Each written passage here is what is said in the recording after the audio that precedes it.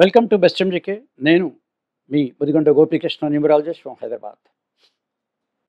Last వీడియోలో మొదలుపెట్టాం కదా, పునాది అయిపోయింది. ఇక నెక్స్ట్ ఏంటి? లాస్ట్ వీడియోలో మటుకు అసలు ఆ పహల్గామ్ ఏమిటి, కాశ్మీర్ ఏమిటి, ఏం జరుగుతుంది అవన్నీ కూడా, ఇండిపెండెన్స్ డేట్లో ఉంది, ఈ షెన్లాగ్ ఇన్నేళ్ళు ఎందుకుందో ఒక అనాలిసిస్ దాంట్లో ఇచ్చాం. దాంట్లో కోసమేపుగా నెక్స్ట్ వీడియో అని చెప్పిన ద సెకండ్ వీడియో. సెకండ్ వీడియోకి వస్తే ఇది ఇంపార్టెంట్. ఇది అసలు కదా సార్, చాలామంది అసలు ఇప్పుడు యుద్ధం జరుగుతుందా లేదా, జరిగితే ఎట్లా జరుగుతుంది, జరగకపోతే ఏమవుతుంది, ఏ పాసిబిలిటీ ఏమైనా ఉందా, లేకపోతే ప్రపంచ యుద్ధాలు వస్తాయి, ఇప్పుడు అందరు కలిసి చేస్తారా, are war between only Pak and India, ఈ క్వశ్చన్లో కొన్ని ఆన్సర్స్. అయితే ఒకటేంటంటే చాలా మటుకు నాతో సహా అందరు ఇప్పుడు మొత్తం ఇండియన్స్ అంతా కూడా ఒక రకమైన ఎమోషన్లో ఉన్నారు.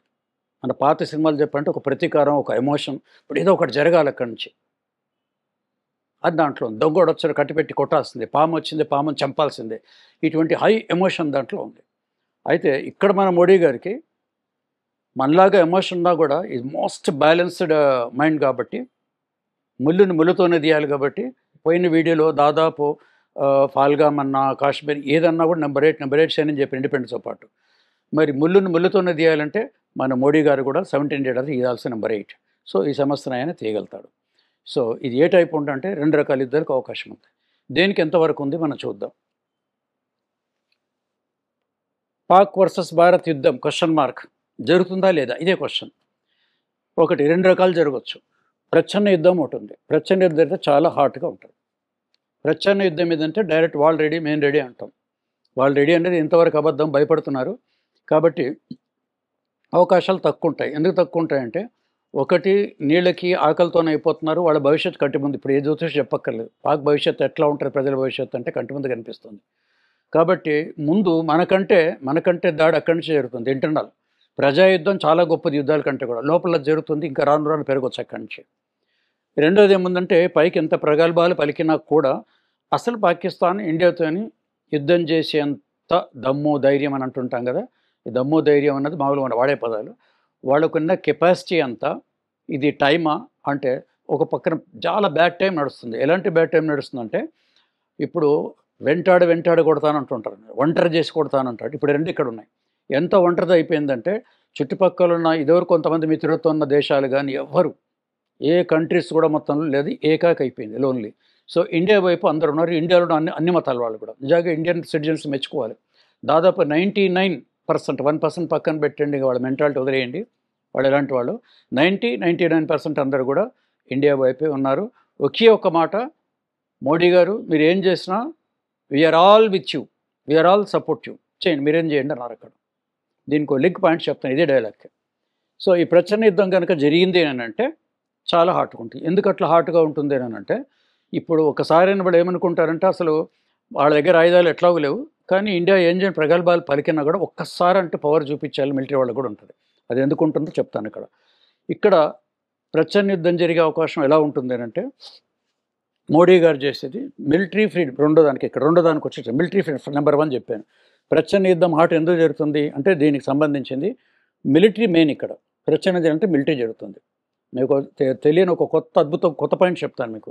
ఈ మిలిటరీ పేరు యుద్ధానికి ఏం సంబంధం అంటే, యుద్ధం చేసేది వాళ్ళే, 100% ఫ్రీడమ్ ఈసారి ఇవ్వబడింది దీనికి. ఎందుకంటే మాకున్న క్లయింట్స్లో విఐపీస్, అక్కడ మిలిటరీ మేజర్స్ కానీ, సిబిఐ డైరెక్టర్లు కానీ, ఇట్లా ఎంతోమంది మన ఢిల్లీ బాంబేలు కానీ చాలామంది మనకు పరిచయం ఉన్నారు. ఆ పరిచయం దాంట్లో మోస్ట్ ఇంపార్టెంట్ దీనికి సంబంధించింది. ఇంతవరకు నేను రోజు టీవీలో చూస్తున్నా, ఆయన పేరు కనిపిస్తుందా లేదని. ఆయనే మిస్టర్ కేవీ జనరల్, ఏది జమ్మూ కాశ్మీర్ గవర్నర్ కేవీ కృష్ణారావు గారు జమ్మూ కాశ్మీర్ పనిచేశారు. ఆయన జమ్మూ కాశ్మీర్ వెళ్ళినంత వరకు, ఇప్పుడు నేను జైలు చూసారా, పహల్గామ్ అంటే అక్కడ ఏం జరగదు, ప్రజల్లో ఎట్లా కలిసిపోతాడో, సైలెంట్ చేస్తాడో, ఆయన ఉన్నంత పాటు అక్కడ ఆటలు సాగలేదు. ఆయన మనకి ఇండైరెక్ట్గా ఆయనతో పాటు కొంత ప్రయాణం చేశాం కాబట్టి, ఆయనకు ఒక పాయింట్ ఏం చెప్పాడంటే, ఇండియాలో మీరు మోస్ట్ ఇంపార్టెంట్ పాయింట్, ఒక బుక్ కూడా రాస్తానని, బహుశా రాసి ఉంటారో లేదో అది కూడా కనుక్కుందాం. బుక్ రాసి ఉంటే మటుకు నెక్స్ట్ వీడియోలో చూపిస్తాను. ఆ బుక్ పేరు ఏంటంటే, interference of politics into Indian army అని అనమాట. మాట అట్టి పెట్టి హెడింగ్ అది పెడితే, ఇంకా హెడింగ్ అని డిసైడ్ చేయాలి. ఇట్లా అన్నారు sir, what's the main concept అని అంటే, పొలిటీషియన్స్ ఇంటర్ఫిరెన్స్ ఇన్ మిలిటరీ అన్నమాట. ఏది ఇలాంటప్పుడు, యుద్ధాలప్పుడు. ఇదివరకు ఏం జరిగేదంటే, ఇలాంటి యుద్ధాలు చాలా జరిగినప్పుడల్లా సెంట్రల్ గవర్నమెంట్లో ఇండియాలో ఎవరు అంటే వాళ్ళ పర్మిషన్ ఉండాలి. వాళ్ళు పర్మిషన్ ఇస్తేనే గో అండ్ అటాక్ అంటే మిలిటరీ వాళ్ళు పోవాలన్నమాట. కానీ ఈ లోపల ఎన్నోసార్లు మన బార్డర్లో ఉన్న మిలిటరీ వాళ్ళకి మంచి అవకాశాలు వస్తాయి. ఇది మంచి వర్షాకాలం పడ్డప్పుడు విత్తనాలు వేసినట్టు ఒక టైంలో కనుక వార్ చేస్తే చాలా సేఫ్టీ. మన మన జవాన్లు చాలా తక్కువ శాతంలో నష్టం జరిగి ఎటువంటి ఎక్కువ శాతం చేయొచ్చు. ఇలాంటి అవకాశాలు ఎన్నోసార్లు వచ్చాయట అని చెప్పారు జనరల్ కృష్ణారావు గారు, జమ్మూ కాశ్మీర్ గవర్నర్. కానీ మాకు అట్లా అవకాశం వచ్చినప్పుడల్లా ఈ పొలిటీషియన్స్ అడ్డం వచ్చి వాళ్ళ ఇంటర్ఫరెన్స్ ఉండేది. అంటే అక్కడ ఎట్లా ఉంట్లా వాళ్ళు చెప్పినప్పుడు యుద్ధం చేయాలి, వద్దన్నప్పుడు కూర్చోవాలన్నమాట. So we are in helpless condition అన్నాడు ఆయన. ఇప్పుడు మీరు వినే ఉంటారు, ఇది మీరు వినలేదు, ఈ పాయింట్ వినే ఉంటారు, 100% ఫ్రీడమ్. మన జరిగిన మీటింగ్లో ఒక రిపీటెడ్ మీటింగ్లో ఆయన ఏమన్నారంటే మనకున్న 3 ఫోర్సెస్, ఏది ల్యాండ్ ఒకటి, వాటర్ సముద్రం మీద ఒకటి, తర్వాత ఎయిర్వేస్, ముగ్గురు కూడా నేవీ, ఆర్మీ అండ్ వీళ్ళకి ఎయిర్ ఫోర్స్, ముగ్గురిని కూర్చోబెట్టి ఈ మాట ఎప్పుడు మనం ఇండియాలో వినలేదు. ఇది ఏమి ఇచ్చారు ముగ్గురు కూడా ఏం చెప్పారంటే I'm giving 100% freedom to you. ఏది బాలకృష్ణ వాళ్ళు చెప్పాలంటే డేట్ నువ్వు చెప్తావా, ప్లేస్ నువ్వు చెప్తావు అన్నట్టు ఉంది. మీ ఇష్టం, మీరే ప్లేస్ చూసుకోండి, డేట్ మీరే డిక్లేర్ చేయ, ఎనీ టైం ఎనీవేర్ మీరు ఎట్లన్నా ఫైట్ చేయండి. సముద్రం పోయి కొడతారా, ఆకాశంలో పడతారా, లేదా కింద బార్డర్లో ఆర్మీ వాళ్ళు కొడతారా, everything is up to you, absolute power ఈయనకి ఇచ్చారు. ఇది చాలా ఇంపార్టెంట్ పాయింట్, ఇండియాలో ఎప్పుడు జరగలేదు. ఈసారి ఇచ్చారంటే యుద్ధం జరిగితే ఎట్లుంటుంది నేను చెప్పిన మొదటి ప్రచ్ఛన్న యుద్ధం, డైరెక్ట్ వార్, చాలా హాట్గా ఉంటుంది, చాలా నష్టం జరుగుతుంది. ఏది మన శత్రు దేశానికి, లేదా ముష్కర దేశానికి, లేదా టెర్రరిస్టులకి. ఈ అవకాశం దీంట్లో ఉంది ఫ్రీడమ్. ఇది ఏం జరుగుతుందో చూద్దాం. ఇంకో యాంగిల్ ఏం జరగవచ్చానంటే ఈ సంవత్సరం అంతా వీటికి అవకాశం లేదు అని చెప్పాను. మనం టైం కూడా చూడాలి కదా. ఇప్పుడు పాకిస్తాన్కి ఎలాగో బ్యాడ్ టైం వచ్చింది, స్టార్ట్ అని జరుగుతుంటుంది. ఇక్కడ మన ఇండియా వరకు వస్తే మనకంత అసలు ఇప్పుడు అవసరం కూడా లేదు. ఇండియాలో యుద్ధాలు చేసేంత ఇదేం లేదు, అంతర్యుద్ధం లేదు, బయట యుద్ధాలు లేదు, చిన్న మామూలుగా ఉంటాయి. సో రెండోది ఏముంటుందంటే మోడీ టైప్ జరుగుతుంది. ఏది రెండోది చెప్పాను, మిలిటరీ అయిపోయింది కదా, చాణక్యుని ఇతో సింపుల్. ఇంతవరకు కూడా చాణక్యుడి కంటే ఎక్కువగా ఆలోచించే మోడీ గారు ఎన్ని పాయింట్స్. ఇక్కడ ఇంకొక మాట చెప్తాను, ఎవరేమనుకున్నా సరే.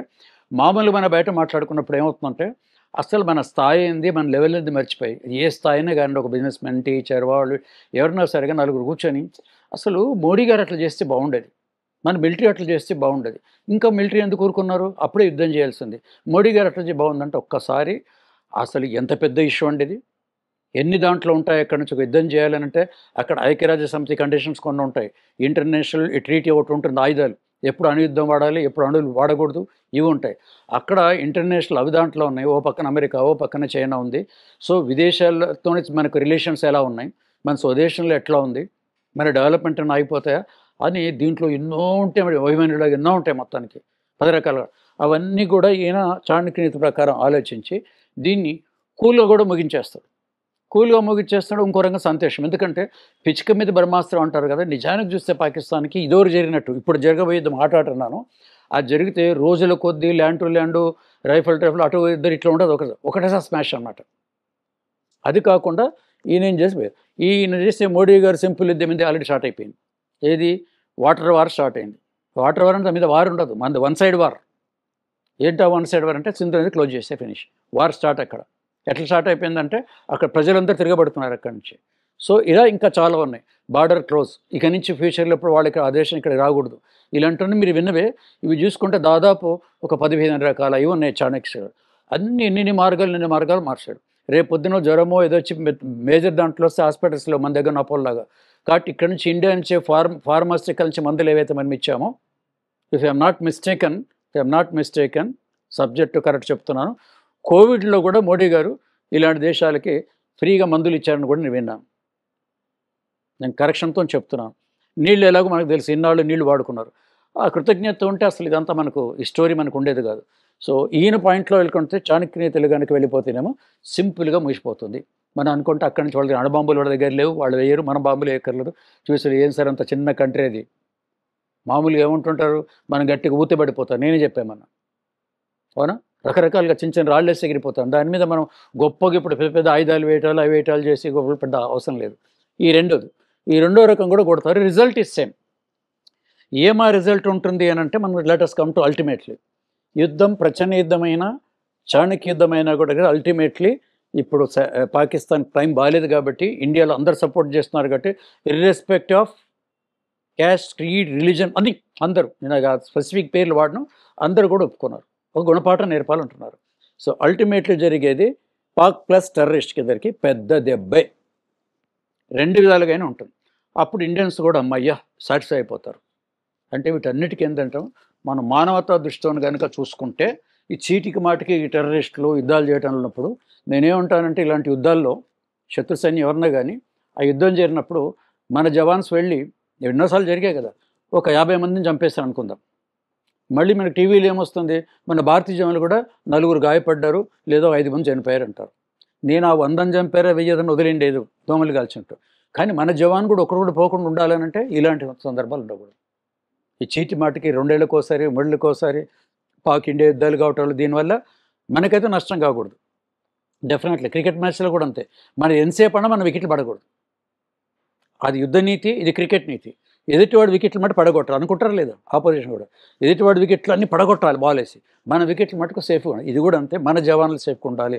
ఎందుకంటే మనం ఎన్ని చేసినా కూడా నిజమైన దేశ సేవకులు చెప్పాలనంటే మనకు ఏ బార్డర్లో, కాశ్మీర్ బార్డర్లో రాత్రింబగళ్ళు ఫ్యామిలీస్ని వదిలేసి ఉన్న మన ఆర్మీ ఎవరైతే వీరున్నారో వాళ్ళు ఆర్మీ వీరులు, ధర్మవీరులు, కర్మవీరులు ఏమన్నా సరే వాళ్ళ జీవితాన్ని త్యాగం చేస్తున్నారు. కాబట్టి వాళ్ళు ఒక్క జవాన్ కూడా పోకుండుకుంటే ఇలాంటి సందర్భాలు రావు. యూనిట్ చెప్తాను అక్కడి నుంచి. మనకేందో ఇక్కడ కూర్చున్నాం, చాలా దూరంలో ఉన్నాం మనం, కానీ యుద్ధం చేసేది వాళ్ళు.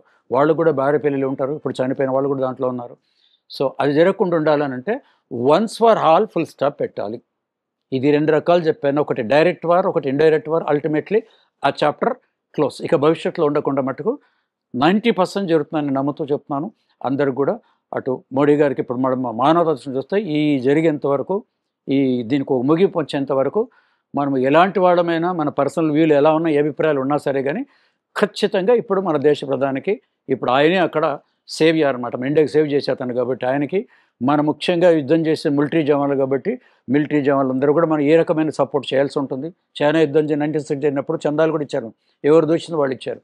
సో ఇప్పుడు చందాలు అవసరం రాకపోవచ్చు. ఏది అవసరం వచ్చినా కూడా, మిలిటరీకి అవసరం వచ్చినా కూడా, మిలిటరీకి, ఆర్మీ జవాన్లకి, మోడీకి మటుకు మనం తప్పకుండా భారత యునైట్ అయిపోయి మనం సపోర్ట్ చూపించాలి. జై భారత్, జై హింద్.